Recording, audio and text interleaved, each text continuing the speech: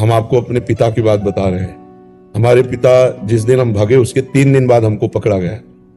खोजबीन सब शुरू हुई तो 3 दिन बाद पकड़ा गया कि एक गोरा लड़का है वहां जंगल में देवी के मंदिर में रह रहा है। तो पहले बड़े भाई आए तो उनको तो कठोर शब्दों से कह के, बहुत विवेक प्रवीण था, बचपन में भी बहुत विवेक प्रवीण था, मतलब प्रवीण ना होता तो संसार की यात्रा काटते हुए भगवान ऐसे कैसे लाते। तो जब पिताजी आए तब हम मिल गए, क्योंकि वो एक कठोर स्वभाव के और बहुत धर्मात्मा पुरुष थे। उनकी हम आंखों में कभी आंसू नहीं देखा। बहुत ही दृढ़, सर्दी गर्मी भूख प्यास सब बर्दाश्त करके संतों की सेवा करना, गरज से एकदम किसान आदमी ऐसे। तो जब वो आए तो हमारे मन में आया कि मारेंगे अगर हम आंख खुलेंगे, बात करेंगे तो उत्तर हमारा मानेंगे नहीं है, और इनकी हम अवहेलना कर नहीं सकते।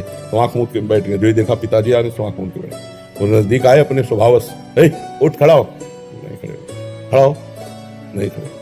तीसरी बार का आप खड़ा हो जा, तो हमें लगा डंडा पड़ेगा चौथी बार तो खड़े हो गए, बच्चे ही थे, खड़े हो गए। तो चाचा जी वगैरह उनको बड़े भैया कहते थे, तो हम भी पिताजी नहीं कहते थे, हम भी बड़े भैया कहते थे। तो उनका बड़े भैया आपसे प्रार्थना करें।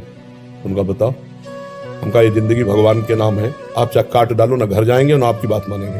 तो हम उनकी कृपा की बात बता रहे। एकदम चैप्टर बदल गया, जैसे भगवान की कृपा ना, तो उनका सच्ची, हमका आपसे सच्ची बात करें। घर नहीं जाओगे करना, कभी जिंदगी में ब्याह नहीं करोगे करना। बोले खड़े हो जाओ, खड़े हो जाओ, ऐसे छाती से लगाया, कहा राम राम राम, 3 बार ऐसे छाती से राम राम राम ऐसे कहा। कहा जाओ, अगर ऊसर में भी बैठोगे तो फूलों की वर्षा हो। जाओ, जिंदगी में कभी तुम्हारा कोई बाल बांका नहीं कर सकता। पर एक बात ध्यान रखना, अगर आप बाबाजी बनते हो तो हमारा आशीर्वाद, ऊसर में भी बैठोगे तो फूल बरसेंगे, और जिंदगी में कोई बाल बांका तुम्हारा नहीं कर सकता। और अगर कहीं किसी की बहन बेटी देखी तो फिर तो हमका जिंदगी में आप इस बात को कभी नहीं सुनोगे। वो तो पधार गए, कई वर्ष हो गए उनको पधारे हुए, पर उनका आशीर्वाद, माता पिता का आशीर्वाद भगवान का आशीर्वाद होता है।